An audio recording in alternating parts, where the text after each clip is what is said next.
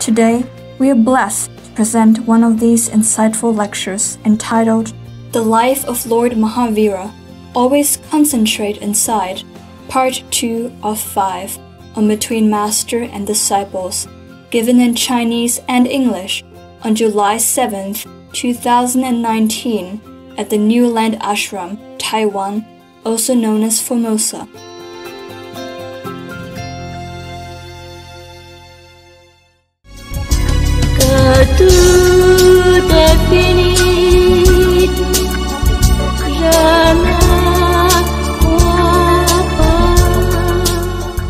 My calendar is really long, big, more than 12 months.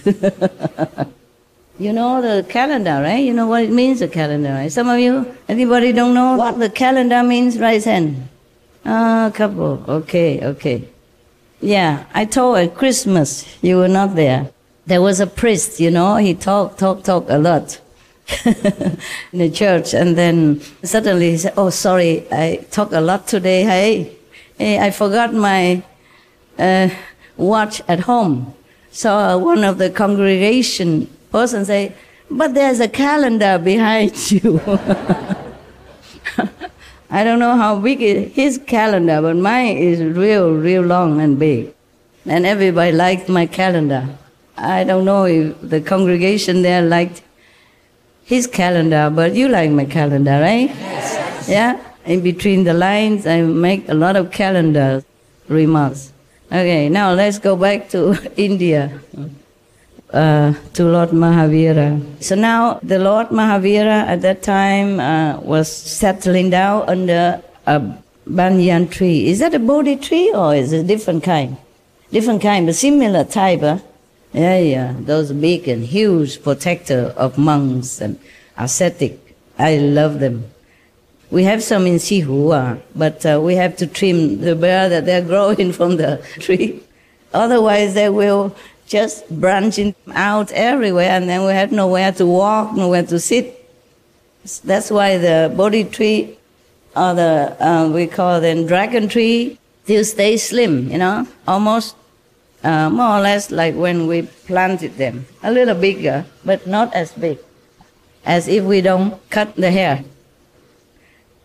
He found that it was very suitable for him, for his purpose. So he sat under the tree and started his night meditation. It was winter, and a cold wind was blowing. Goshalak was also following him. As Goshalak, you remember his partner last time? I joined him just recently. Yeah? His name? Yes. He could not tolerate the piercing wind, so he shifted to the other side of the tree.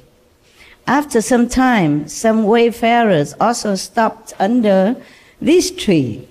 They collected dry wood and started a fire to cook food. They spent the night there and kept the fire burning. Early in the morning, they broke camp and went away. The fire was left burning. Slowly, it spread and engulfed the surrounding dry twigs and leaves gathered under the tree. The wind was blowing in the direction of meditating Mahavira. The fire slowly spread and reached the spot where Mahavira was standing. Goshalak shouted a warning, but Mahavira had no awareness besides that for his own soul. He was unmoved by the heat of the approaching flames. He was busy squashing the ultimate fire within himself. Our greed, anger, and ignorance fire inside. He was busy, destroying this kind of flame. So he did not hear his friend shouting about the flame outside. He did not feel the heat of the flame outside. The flames reached him and scorched his feet.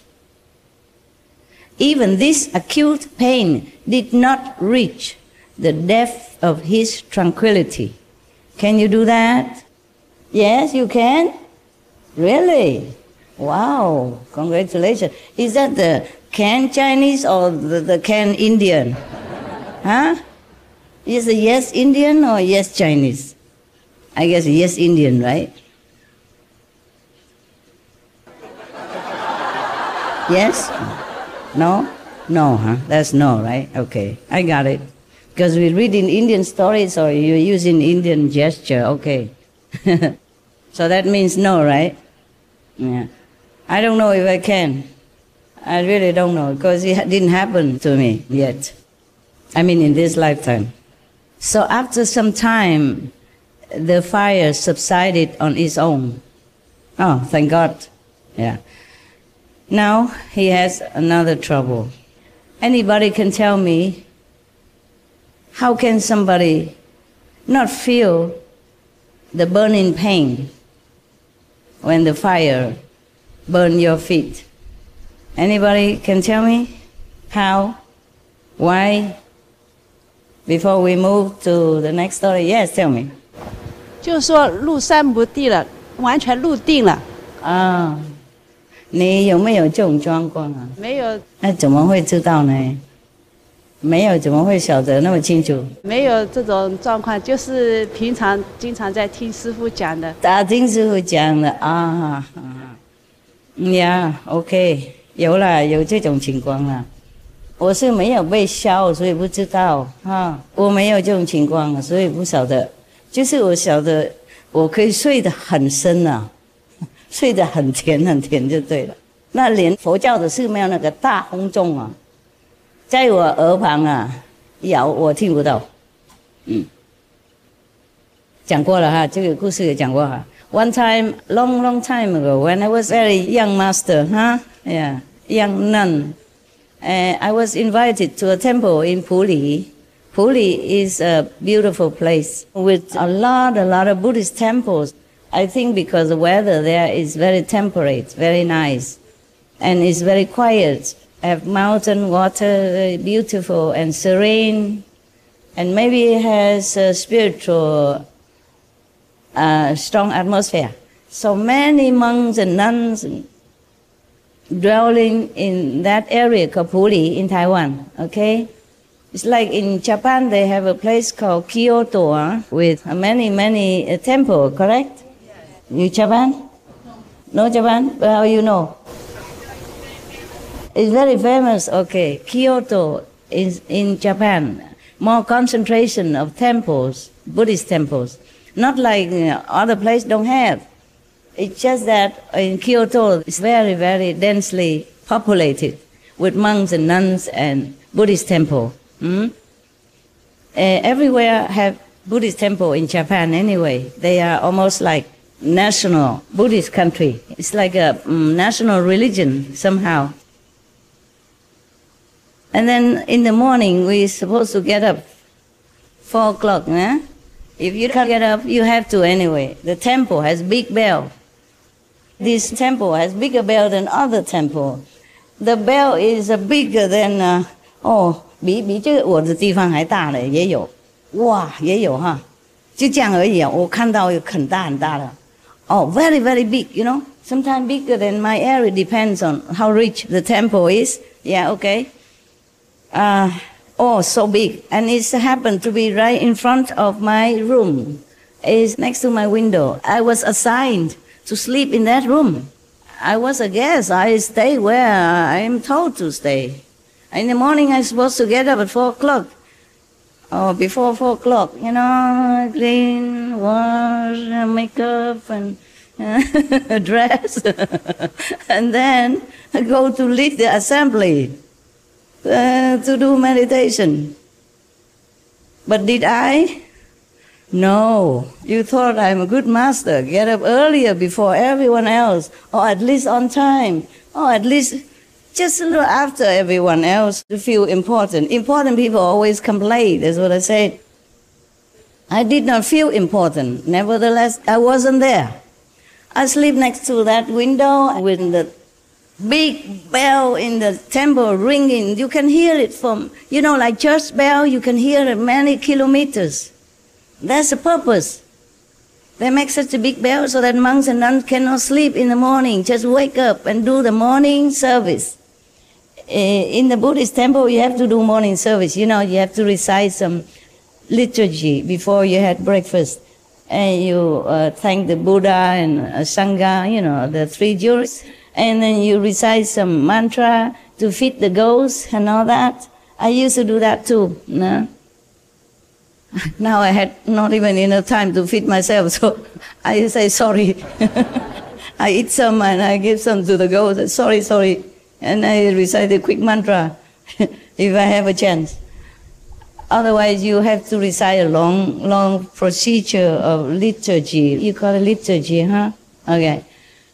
Man, I did not do that. I did not even wake up for the Zen retreat. There was 7 days retreat, and I was invited to a very beautiful, big temple, by a monk, the abbot of that temple. That is a big honor. He's an abbot, and he's a monk. He's a senior to me, and he invited me there to lead a Zen 7 days retreat. Of course, as some of my, I don't remember, I have monks and nuns. Yeah, I have some. Some of my people also went there, and also his, yeah. So it was a great honor. So the master is supposed to, behave accordingly. Did I? No. I slept through the long banging, bonging of the big temple bell. I can't remember what happened next, but that's all I remember. So after I woke up, refreshed myself, thinking, wow, I didn't need alarm clock. The alarm clock also rang. It did its job. Everybody did their job except me. The alarm clock even did its job. The monk rang the big bell, as big as, all this put together. In my vicinity here, the chair and the table together. Bigger than that, some. But it doesn't matter. It cannot be that you don't hear, especially you sleep in front of it. I mean, the bell tower was next to me, and it's not very high. Oh, I didn't know what happened. I just didn't show up. I woke up on time, on my own time. I woke up, refreshing, combed my no hair, and then went out. Huh? How come? Nobody there. I knocked next door. Wake up, go meditate. Nobody answer me. All the doors shut, but no one. Oh, I wonder what happened. I went to the meditation hall. Oh, everybody was sitting there like bodhisattva in advance, Oh, and the abbot also sitting there. I say, what happened? Oh, nobody said nothing. Okay, then I also sit. I'll sit there, and then afterwards, we went and have lunch, or breakfast, can't remember. And I asked my people, my monks and nuns, I said, hey, this temple, they are so polite. It cannot be so polite like this. Tell them just be natural, okay? Just be as usual. Because in the morning they didn't ring the bell. They said, they did, Master. They did. Oh, I was so embarrassed. I didn't know what else to say. I asked another nun, really, they did ring the big bell? Yes, Master. This is a tradition. They cannot just not do it. Oh, and I said, wow, sorry, I thought they didn't want to wake me up because I slept next to the bell tower. I said, no, Master, they ring long time. So, I don't know, that day, suppose any fire touched my toes like it did touch the Lord Mahavira, would I ever be able to wake up or not? That I'm not sure. But I felt like I sleep very deep in those days. If I just lay down somewhere, I just gone. Like that. And then feel so comfortable, Not just gone, but feel very, very, very comfortable.